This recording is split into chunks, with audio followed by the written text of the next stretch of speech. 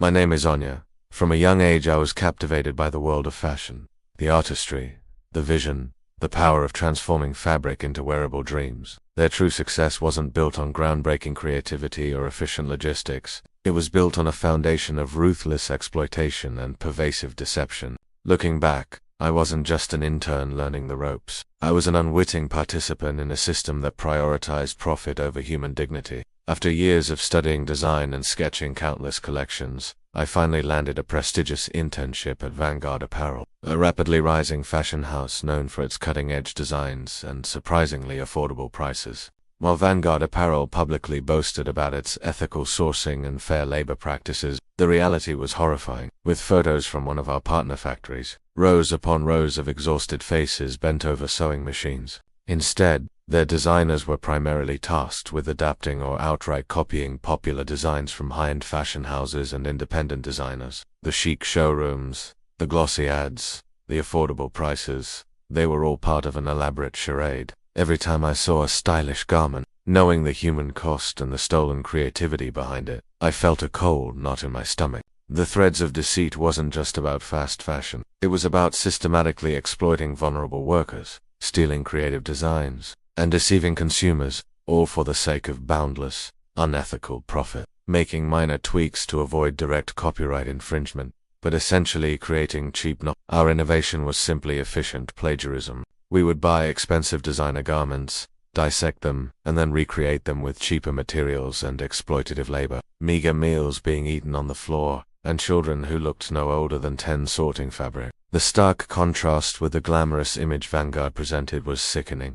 Through leaked internal documents and hushed conversations among veteran staff, I learned that our clothes were primarily manufactured in unventilated, overcrowded sweatshops in developing countries. Workers, often women and children, toiled for 14 to 16 hours a day, 7 days a week, for pennies. They faced unsafe working conditions, forced overtime, and physical and verbal abuse from supervisors. Accidents were common, and medical care was non-existent. Their headquarters, a sleek glass building in the heart of the city's fashion district, buzzed with creative energy. I genuinely believed I was stepping into a world of innovation and ethical design, contributing to the next big trend. But beneath the chic showrooms, the vibrant design studios, and the glossy ad campaigns, Vanguard Apparel wove a chilling secret. My initial tasks involved assisting senior designers and observing the creative process. However, the first red flag was the unrealistic production demands and the constant pressure to cut costs. Designers were pushed to create new collections at an impossible pace, often borrowing heavily from established brands' designs. The focus was always on fast fashion, churning out trendy items quickly and cheaply. Every fabric choice, every seam, every button was scrutinized for its cost, not its quality or ethical origin. Anya, we need this collection ready for shipping in 2 weeks. My supervisor, a perpetually stressed senior designer named Mark, would tell me, and it needs to be 30% cheaper than last season. Figure it out. The pressure was immense, leading to hurried decisions and compromised standards. Then came the issue of brutal labor practices in their overseas factories. I remember seeing an internal audit report. The most egregious deception involved the blatant intellectual property theft and design copying. Vanguard Apparel rarely created genuinely original designs. The chilling realization dawned on me. Vanguard Apparel wasn't a beacon of innovation. It was a parasitic entity. The revelation of Vanguard Apparel's brutal labor practices and their blatant design theft was a shocking blow to my idealism. My dreams of contributing to a beautiful, ethical fashion world were rapidly unraveling. But as I spent more time within their luxurious headquarters, no one cares where it's actually made. As long as the label says something respectable, this casual disregard for truth, hidden behind layers of corporate bureaucracy, was sickening. A few months later, Vanguard Apparel launched a highly publicized eco-friendly line, incorporating almost identical features, with zero credit or compensation given to the original intern, who had since been let go. The entire business model of Vanguard Apparel was built on rapid consumption and disposability. Clothes were designed to be cheap, trendy, and to fall apart quickly, encouraging consumers to constantly buy new items. This led to massive amounts of textile waste, often ending up in landfills in developing countries. Furthermore, the cheap dyes and chemicals used in their factories, combined with inadequate waste treatment, polluted local rivers and ecosystems.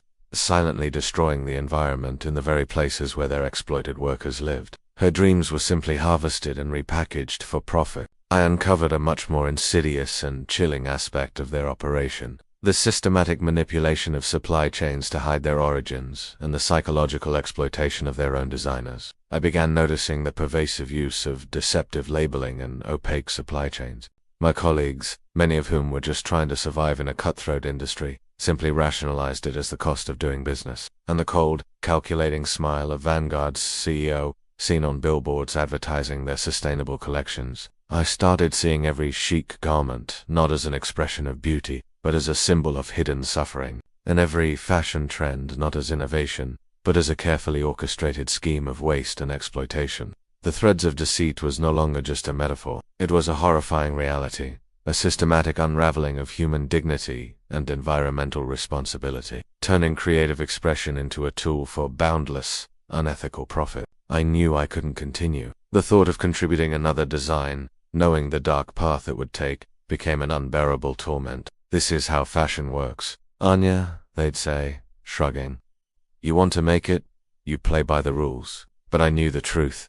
These rules were inherently corrupt. While our clothes were made in sweatshops overseas, the internal documents revealed a complex network of intermediate companies and relabeling facilities. The finished garments would often be shipped to a country with stricter labor laws, briefly held there, and then re-exported with a made in that country label, misleading consumers about the true origin of production. This allowed Vanguard Apparel to maintain a facade of ethical manufacturing while continuing to exploit cheap labor. "Anya, remember, perception is everything," Mark, my supervisor, once quipped. Then came the issue of the systematic exploitation of young, aspiring designers. Vanguard Apparel actively sought out talented, often naive, young designers through internships and design competitions. These designers would pour their hearts into creating innovative collections, only to have their ideas subtly or overtly stolen. Their contracts often included clauses that transferred all intellectual property rights to Vanguard Apparel, even for concepts developed during their unpaid internship. Those who managed to secure full-time positions were then subjected to immense pressure, long hours, and meager recognition, constantly fearing that their next original idea would simply be rebranded as a Vanguard concept without proper credit or compensation. I remember seeing a young intern, brilliant and full of fresh ideas, presenting a groundbreaking sustainable textile concept. The most egregious deception involved the intentional creation of fast fashion waste and environmental damage. The pressure to remain silent, to be a passive observer in this cycle of exploitation and environmental damage, became unbearable. My sleep became restless, haunted by the images of exhausted factory workers, the piles of discarded clothes.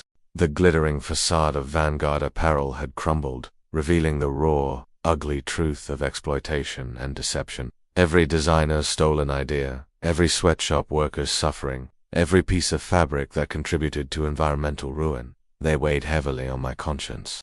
The marketing team was excitedly discussing how to spin the narrative, while the production team quietly admitted they'd simply found a new, even cheaper factory with looser regulations. It was all a lie, a cynical ploy to capture the conscious consumer market without changing a single unethical practice. The hypocrisy was too much to bear. I had to expose them. I saw the innocent faces of consumers buying into the illusion of ethical, affordable fashion, completely unaware of the human cost. Instead, I meticulously compiled all the evidence I had collected: confidential factory audit reports with photos, internal communications about design copying, details of the deceptive labeling schemes, and even recordings of conversations with frustrated designers and pattern makers. But the image of the exploited workers, the stolen designs, and the poisoned rivers gave me an unyielding resolve. "I don't care," I said, meeting his gaze squarely. "My integrity is not for sale." I'm now actively working with ethical fashion advocacy groups, helping to expose exploitative labor practices and promote sustainable, transparent supply chains. The work is challenging and often emotionally taxing. But every time we help a worker find fair wages, every time we shed light on these hidden dangers, I feel like I'm finally honoring the true spirit of fashion. One built on creativity, integrity, and respect, not exploitation. Yet, the shadows of Vanguard Apparel still linger. Every time I see a flashy ad for fast fashion or hear of a new scandal involving forced labor, a cold dread washes over me. The faces of those who stitched our clothes, whose designs were stolen, whose lives were consumed for profit, they are the true ghosts of the threads of deceit haunting, reminders of the dark underbelly, where beauty is built on suffering and style hides a terrifying human cost.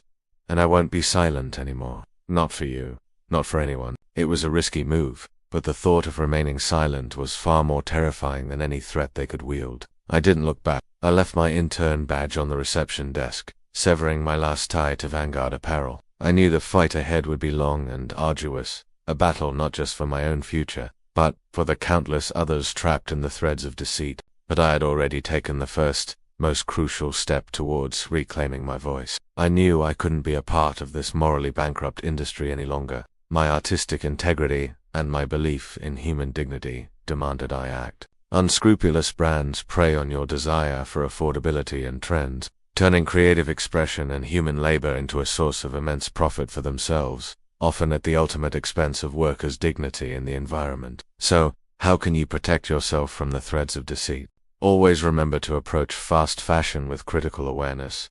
Question how a trendy item can be so cheap. Research brands thoroughly. Look for transparency in their supply chains, third-party certifications for fair labor and environmental practices, and avoid those with a history of controversy. Be wary of brands that offer vague statements about sustainability or ethics without providing concrete evidence or certifications. Support ethical and sustainable fashion brands that prioritize fair wages, safe working conditions, and environmentally friendly processes. Consider the longevity of your clothes. Investing in fewer, higher quality items that last longer can reduce waste and support better practices. And most importantly, if you feel something is off, or if a brand's claims seem too good to be true, trust your instincts and look deeper. Your purchasing power has immense influence. If Anya's story made you look at your wardrobe a little differently, remember to like this video, share this crucial warning with everyone you know, and subscribe to our channel. Hit that notification bell so you never miss another stark revelation.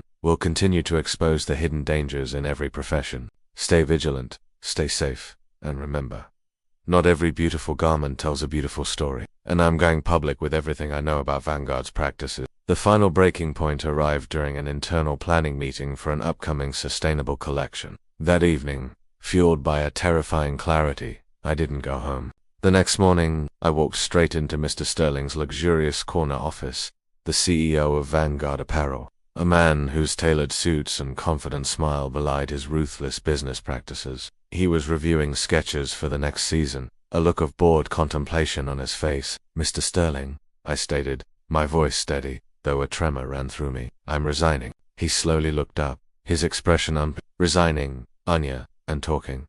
"You're a foolish girl. You signed a non-disclosure agreement. We have an army of lawyers. Your career in fashion will be over before it even begins. You'll be blacklisted. Every design school, every fashion house, every potential employer will know you're a troublemaker. And remember, dear, our reach is global. We can make your life very, very uncomfortable. Be smart, Anya. Be silent." He smiled, a cold, calculating glint in his eyes. "No one cares about ethics when the price is right. And we make the price very right." His threats were chilling, painting a vivid picture of a ruined future. I turned and walked out, leaving behind the racks of pristine garments, the awards for innovation, and the suffocating atmosphere of corporate greed. It's been a year since I left. My experience in the fashion and garment industry revealed a terrifying truth. The very clothes we wear can be woven from deception and exploitation.